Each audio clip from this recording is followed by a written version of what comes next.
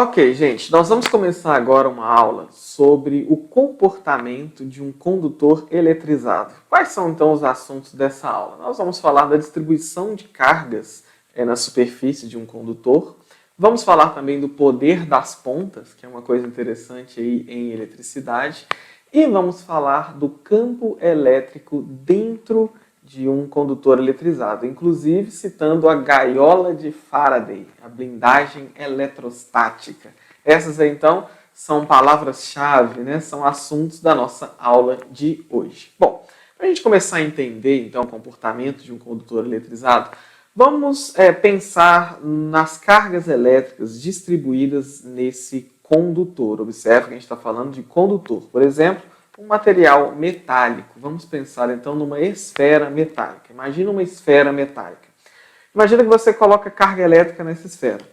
A carga elétrica, assim que ela carrega a esfera, né, ela fica distribuída na superfície da esfera. Então, os elétrons, assim que eles entram na esfera ou assim que eles deixam a esfera, as cargas rapidamente se distribuem ali na superfície da esfera, tentando distribuir de uma maneira mais uniforme possível, tá certo? Elas tentam se organizar da forma que ocupe menos espaço, vamos dizer assim, da forma mais eficiente possível. Depois que isso acontece, que o condutor foi carregado, a carga elétrica se redistribuiu no condutor, ali não existe mais movimento de cargas. Acabou, elas já se organizaram e pararam ali. Quando esse estado é atingido no condutor, nós dizemos que ele está em equilíbrio eletrostático. Então, um condutor está em equilíbrio eletrostático quando não há mais nenhum movimento de cargas nesse condutor. Elas já estão completamente distribuídas, beleza? Existe uma relação interessante entre o vetor campo elétrico e a superfície de um condutor que está em equilíbrio eletrostático. Olha comigo essa figura aí. Nessa figura, nós temos um condutor em equilíbrio eletrostático. Tá vendo essa carga positiva igualmente distribuída na superfície? Embora, né, gente, a gente sabe que não são as cargas positivas que ficam ali, né? Na verdade, existe um excesso de cargas positivas, quer dizer que esse corpo perdeu elétrons, ou seja, existe falta de elétrons aí, né, igualmente distribuída na superfície desse condutor. No ponto A, que está aí no alto da figura, nós temos um vetor campo elétrico na diagonal. Esse vetor ele não está nem tangente, nem perpendicular ao ponto A, né? A superfície no ponto A. Na verdade, ele está meio torto aí em relação à superfície. Bom, com isso, a gente pode decompor esse vetor em duas componentes. Uma componente tangente, que está aí escrito ET, né? É tangente, e uma componente normal, perpendicular à superfície. Se existisse de fato a componente E tangente, a parte tangente aí do ponto A, então haveria uma força elétrica nessa direção, porque o campo elétrico indica para onde está apontando a força elétrica. Se tivesse uma força elétrica, né, nessa direção de ET, então a partícula carregada, aí, né, a carguinha elétrica, se moveria nessa direção, porque é a única força que tem.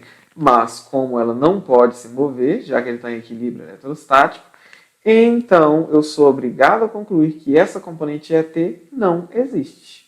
Ou seja, o vetor não pode estar torto, assim, né, na diagonal em relação à superfície. Em cada ponto da superfície, o vetor campo elétrico tem que ser perpendicular, tem que fazer 90 graus com a superfície naquele ponto. Esse é um resultado importante, tá certo? Outra coisa mais importante ainda é o seguinte: se houvesse campo elétrico dentro desse condutor, então as cargas se moveriam no interior dele. Mas nós não estamos por hipótese, né, na hipótese de que ele está em equilíbrio eletrostático e as cargas não se movem. Com isso, então, eu sou obrigado a concluir que o campo elétrico no interior desse condutor é zero, é nulo. Não pode haver campo elétrico, já que o campo elétrico implicaria no movimento de cargas e não há movimento de cargas. Não há movimento de cargas, não há campo elétrico. O campo elétrico no interior de um condutor é sempre nulo, beleza? Gente, esse é um fato muito importante. O campo elétrico no interior de um condutor é sempre nulo. Isso tem muita, mas muita chance de cair na prova. Por quê? Tem a ver com outro assunto, que é a blindagem eletrostática. O que é a blindagem eletrostática? É exatamente a gente tirar proveito desse fato aí, de que o campo elétrico dentro de um condutor é nulo. E a gente usa isso demais na vida real, na engenharia aí do dia a dia. Um exemplo clássico disso são os cabos coaxiais. Olha a figura comigo de um cabo coaxial. Você já deve ter visto muitas vezes na sua vida esse cabo coaxial aí. É um cabo de antena, né? Muito usado na engenharia e nas telecomunicações do dia a dia. Você já reparou que em volta, na parte mais externa desse fio, desse cabo coaxial, existe uma malha, né? Uma malha de fios envolvendo toda a parte interior? Essa malha aí, que está escrito na figura blindagem secundária, é exatamente a blindagem eletrostática, né? A gente quer isolar o campo elétrico dentro dessa malha aí, para que não haja interferência do meio externo. Isso vai fazer o cabo ter um baixíssimo, se não ter zero ruído, né, em relação à rede externa. Observa também que ele tem uma blindagem primária, né, que normalmente é uma fita de alumínio. Existe uma capinha de alumínio envolvendo toda a parte interior do cabo, para evitar a interferência de sinais externos. Isso também é muitíssimo utilizado em aparelhos eletrônicos ou elétricos mesmo em geral. Por exemplo, celulares. Não sei se você já viu, abrir um celular, sempre tem lá uma capa por dentro, né, de metal. Para quê? Para evitar ruído do meio externo, beleza? Pelo mesmo motivo, o pessoal faz uma experiência, e às vezes dá certo, às vezes não dá, que é tentar ligar o celular dentro do micro-ondas, não é isso? As ondas eletromagnéticas que transmitem o sinal do celular, elas são uma mistura de campo magnético com campo elétrico também. Então, se você coloca o celular dentro do micro-ondas, ele está envolvido por uma capa metálica, né? Por um condutor, portanto. Se ele está envolvido por uma capa metálica, por um condutor, então não pode haver campo elétrico. O campo elétrico no interior dele tem que ser nulo. Logo, o sinal do celular não chegaria nele. Isso seria até uma forma de testar se o micro-ondas realmente está isolando a radiação que vem de dentro dele. As micro-ondas em si, que aquecem o alimento, também são ondas eletromagnéticas. Então, se o micro-ondas estiver bem blindado mesmo, da mesma forma que as micro-ondas não podem sair dele, né, então o sinal do celular também não poderia entrar. Na prática, não vai isolar completamente, não. Você vai, na verdade, perder, né, uma boa parte do sinal. Vai cair vários decibéis, a intensidade do sinal que vem. Mas blindar zero, chegar a zero mesmo, ó, isso aí é muito difícil. Faz o teste aí, micro-ondas desligado, pelo amor de Deus. Bota o celular lá dentro e tenta telefonar para ele. Ou então, experiência mais legal ainda, pega o celular, enrola num papel alumínio. Pega um papel alumínio, enrola seu celular dentro dele, deixa ele guardadinho, tenta ligar para ele e vê se ele vai tocar mesmo ou não. Amanhã quero todo mundo fazendo essa experiência, hein? Vê lá se a blindagem eletrostática vai funcionar mesmo ou não. Outro fato do dia a dia que está relacionado à blindagem eletrostática, isso aí a gente chama de gaiola de Faraday, é o fato de que se você estiver dentro de um lugar que é completamente revestido por metal, né, você não pode, dentro desse lugar, sofrer choque elétrico. Que lugar é esse? Por exemplo, dentro de um carro. Né?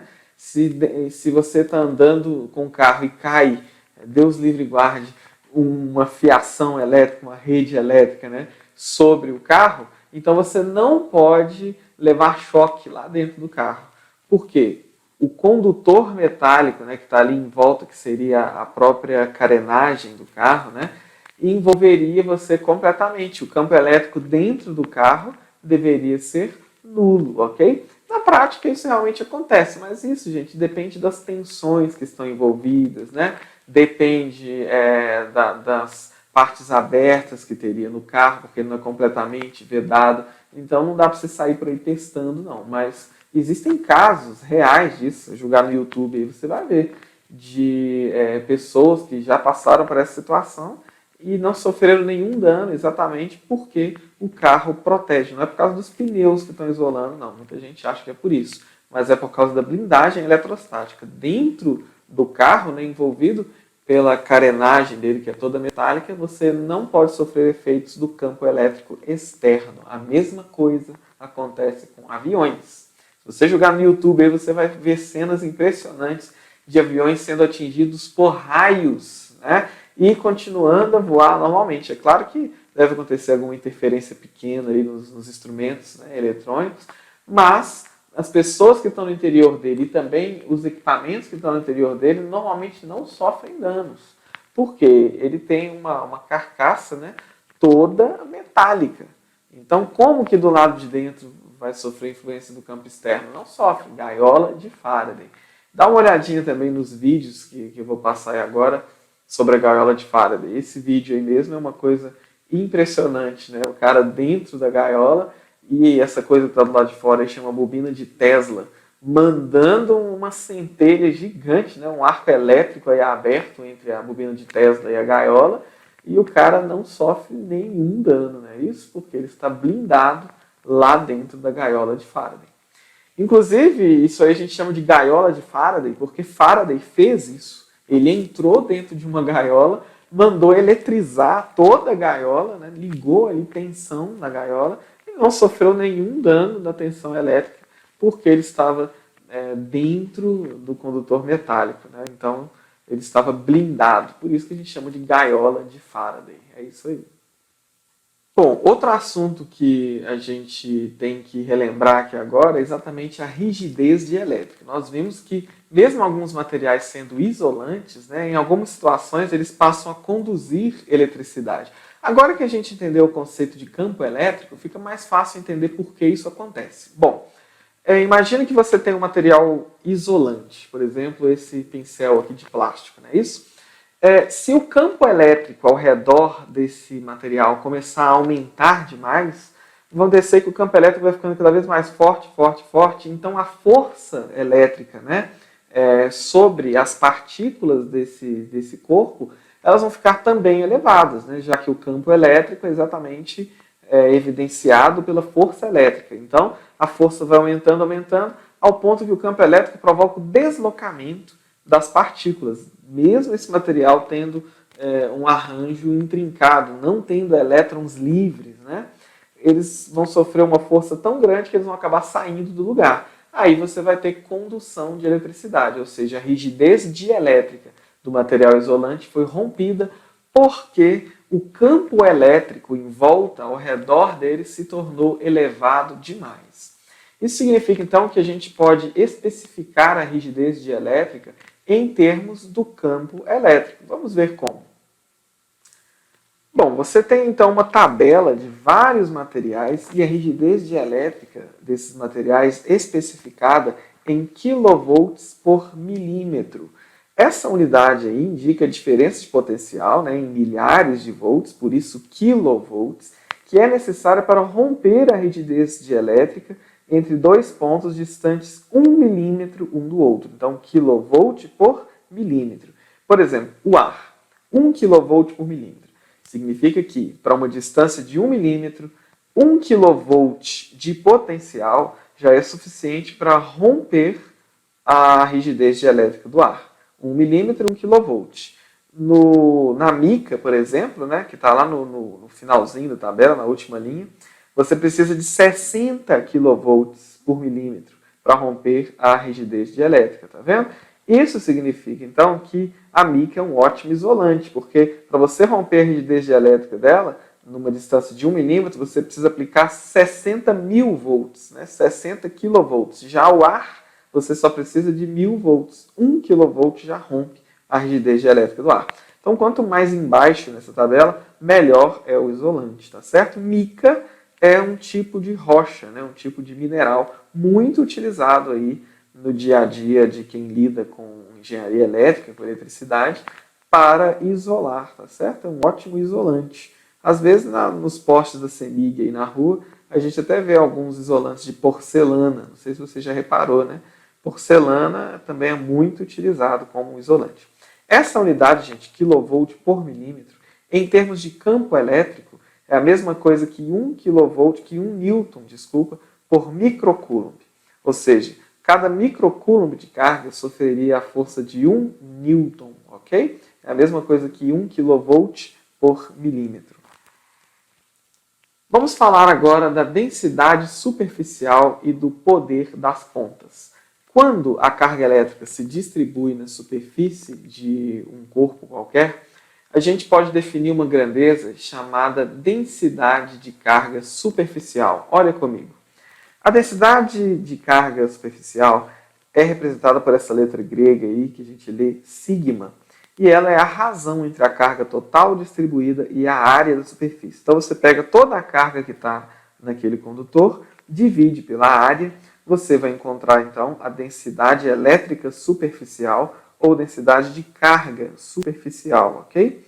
No caso de uma esfera de raio R, a área da superfície dessa esfera é 4πr ao quadrado. Então, a distribuição aí, né, da carga seria a carga Q, né, que está nessa esfera, dividido por 4πr ao quadrado, beleza? Acontece o seguinte, se o condutor não for esférico, né, se ele não for uma forma perfeitamente distribuída, ali, uma superfície regular, então ele vai ter pontas, né, vai ter pontinhos, vai ter regiões mais achatadas, outras menos achatadas. Pensa numa gota, por exemplo. Né? Você tem uma parte redondinha na gota e uma parte mais pontuda nessa gota aí. Quando você tem um condutor com esse formato, as cargas tendem a se concentrar na região que é mais pontiaguda. Então, a carga elétrica sempre vai ter uma alta densidade, né, nas regiões pontiagudas, enquanto nas outras regiões mais arredondadas, ela vai se distribuir, né, numa área maior. Então, nas regiões pontiagudas, a carga elétrica sempre é mais concentrada. Qual que é a consequência disso? É que se você aproximar, por exemplo, dois condutores carregados pelas pontas, eles tiverem pontas, vai ser muito mais fácil romper a rigidez dielétrica nesse caso, porque ali vai ter um alto campo elétrico, né? Ou seja, é mais fácil você romper a rigidez dielétrica numa região pontiaguda do que numa região mais abaulada, mais arredondada. Se esse pincel, por exemplo, estivesse todo carregado aqui de carga elétrica e eu chegasse a ponta do dedo aqui, pularia uma centelha dessa pontinha para o meu dedo, porque aqui tem um campo elétrico alto, muita carga. E aqui poderia não acontecer isso, porque aqui tem pouca carga, então o campo não seria tão concentrado. Como que a gente tira proveito disso? Olha essa figura aí comigo. Você tem aí do lado esquerdo uma vela de carro, né? Uma vela de ignição usada nos motores a gasolina. E essas velas sempre têm uma pontinha. É dessa ponta aí que sai a centelha, né? Do lado direito você tem aí um acendedor de fogão elétrico, que também sempre tem uma pontinha. Essa ponta é para facilitar a rigidez dielétrica do ar a ser rompida, né? E aí, porque você quer, nesses dois casos aí, que haja uma centelha, né? Saindo da vela e chegando no lugar que você quer provocar a ignição, não é isso? Então, as velas sempre têm essa pontinha aí, né? Para ajudar a romper a rigidez dielétrica, né? Outro fenômeno, né, outro caso em que a gente tira proveito do poder das pontas, que é isso aí, é exatamente o para-raio. Né?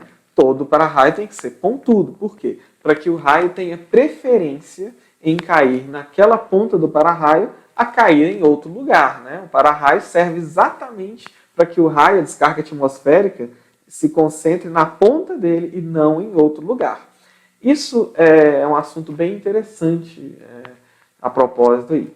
Se você estiver, por exemplo, num lugar descampado e você estiver de pé, quem vai ser a ponta que a descarga atmosférica vai ver primeiro? Você. Então, nunca, jamais fique de pé numa região descampada durante a chuva, porque você vai ser a ponta naquele lugar, então você vai ser o para-raio. Da mesma forma, não fique ao lado de árvores, por exemplo, né? Porque as árvores vão ser as pontas daquele campo, né? Então, elas sendo as pontas, vem o raio e cai sobre a árvore. Você está do lado da árvore, vai sofrer a consequência. Outro dia eu vi uma reportagem que aconteceu isso com um produtor de gado. Caiu um raio na árvore e matou 80 e tantos bois desse cara. Ele teve um prejuízo de R$ 200.000, só porque os bois, protegendo da chuva, estavam debaixo da árvore. E a árvore se tornou o para-raio daquele lugar. Poder das pontas. Isso é muito importante saber, beleza? Vamos falar agora do campo e do potencial elétrico dentro de um condutor esférico, beleza? Bom, se dentro de um condutor eletrizado não existe campo elétrico, então se você deslocar uma partícula no interior desse corpo eletrizado, desse condutor eletrizado, não haverá realização de trabalho, né? Isso entre dois pontos. Já que não há campo elétrico, não há força, então não há trabalho sendo realizado. Isso significa, então, o seguinte, que todos os pontos no interior de um condutor estão no mesmo potencial. Não há realização de trabalho, portanto, todos eles estão no mesmo potencial, beleza? Nós podemos considerar que a carga elétrica em uma esfera ela está completamente concentrada no centro da esfera. E essa consideração é uma simplificação que a gente faz. Por quê? Para calcular o potencial de uma esfera, então, eu posso usar a mesma equação do campo elétrico, do potencial, para uma carga pontual. Então, isso vai dar para a gente a seguinte tabela com os seguintes casos. Você tem aí, então, vários pontos, né, em relação a uma esfera. Um ponto externo, um ponto infinitamente próximo, que é o seguinte, ele está encostando, mas ainda não encostou, está encostando na superfície da esfera. Um ponto exatamente sobre a superfície e um ponto interno. Então, 4 casos. Do lado de fora, muito perto, sobre a superfície e dentro da esfera. Em cada um desses casos, você tem uma equação para o campo elétrico e para o potencial. Gente, o negócio é decorar essas equações aí. Elas fazem sentido, né? Você olhando da esquerda para a direita. Por exemplo, se é um ponto externo, então na equação você vai considerar essa distância D aí, que é a distância do centro até o ponto externo. Está olhando comigo a linha do campo elétrico, vai olhando comigo a linha do campo elétrico. Se o ponto está infinitamente próximo à superfície, você vai usar o raio da esfera, não é isso? Porque está infinitamente próximo, então é quase o raio da esfera. Quando o ponto está sobre a superfície, é um pouquinho diferente. É o caso anterior, só que vezes meio. E dentro da esfera não há campo elétrico. O campo elétrico tem que ser nulo, beleza? Por outro lado, olha agora a linha do potencial. Se o ponto é externo, então o potencial é Q sobre D, que é a distância, né? De novo, o mesmo D. Nos outros casos, todos eles vão ser a mesma coisa. O potencial é K0, Q sobre R, que é o raio da esfera. Claro que tem que ser tudo igual, pelo que a gente falou antes aqui, não é isso? Não havendo campo elétrico dentro da esfera, todos os pontos dentro da esfera estão no mesmo potencial. Que potencial é esse? K0, Q sobre R. Então, guarda essas formulazinhas aí, elas podem servir para a gente. Graficamente, você tem o seguinte aí, olha. Na esquerda, o comportamento do campo elétrico. Não há campo elétrico dentro da esfera, tá vendo? Por isso que a linha vermelha aí do gráfico não está desenhada antes da superfície da esfera, né? No interior da esfera. Depois que o ponto sai da esfera, né? Você tem essa curvinha vermelha aí caindo, não é uma linha reta, tá vendo? Ela cai aí de forma curva, né? Porque ela cai com o quadrado da distância. A mesma coisa para o potencial, com uma pequena diferença, né? Existe potencial dentro da esfera, ele não é nulo não. Só que esse potencial é o mesmo da superfície, né? Ele não varia, né? Já que todos os pontos no interior da esfera estão no mesmo potencial, ok? Então, também a gente pode dizer que a superfície da esfera é uma superfície equipotencial, né? Lembrando aí desse conceito da última aula. Todos os pontos da superfície estão no mesmo potencial, já que eles estão à mesma distância do centro da esfera. O último assunto aí da nossa aula de hoje é a capacidade elétrica de um condutor. A capacidade de um condutor tem a ver com o quanto de carga ele consegue armazenar quando é submetido a uma diferença de potencial. Então, a capacitância ou a capacidade elétrica de um condutor É exatamente isso. Se você vai ali e coloca 110 volts sobre ele, quanta carga será que ele armazena? Se você coloca 1000 volts sobre ele, quanta carga ele armazena? Isso é a capacidade de um condutor.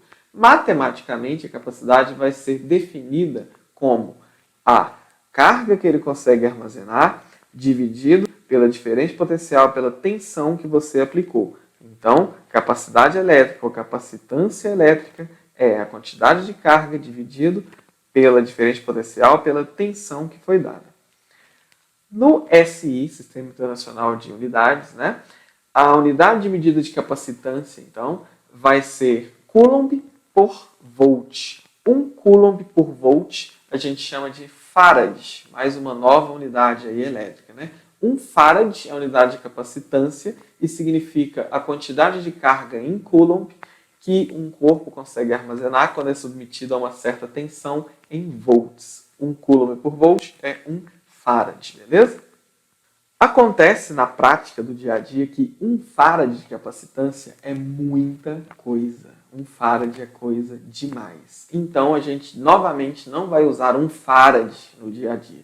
Nós sempre vamos usar submúltiplos do Farad.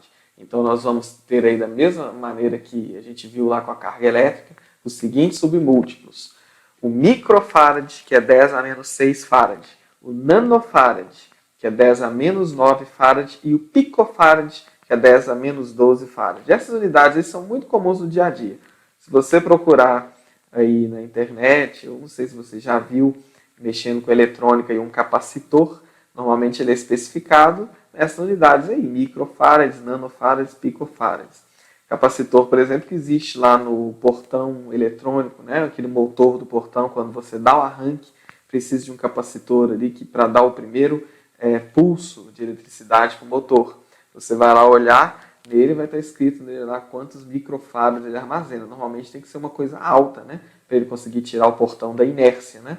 Mas equipamentos eletrônicos pequenininhos vão ter capacitores aí com picofarads de capacitância. Nós vamos falar melhor desses componentes eletrônicos nas próximas aulas. No caso de um condutor esférico, a capacitância ela pode ser dada por essa expressão que está aí, olha. Já que a diferença de potencial na esfera, a gente viu aí anteriormente, é K0Q sobre R. Então a capacitância da esfera, de um condutor esférico, vai ser R sobre K0.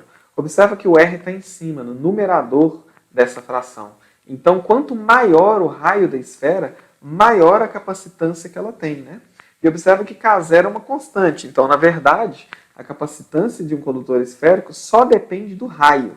Quanto maior o raio, maior a capacitância, ok? Um outro ponto aí que nós podemos comentar é o seguinte. A carga armazenada em um condutor, ela pode realizar trabalho, né? Se ela for movida. Então, existe uma energia, um trabalho elétrico associado à capacitância, né? Quanto mais carga você estiver acumulando, maior o trabalho, né, que aquela carga pode realizar. Então, existe uma energia potencial aí, né? Um capacitor, ele é capaz de realizar um trabalho. Existe até uma brincadeira, nada legal, né? O pessoal faz com os novatos, tomara que eles não façam isso com vocês lá na CEMIG, nem pode. Que é pegar um capacitor, né, e jogar para o novato, segura aí. Na hora que o cara pega o capacitor, ele leva um choque, porque ele vai descarregar nas mãos do sujeito ali, né?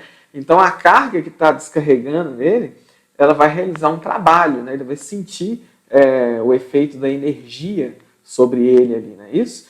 Então a energia potencial armazenada em um condutor pode ser calculada da seguinte forma.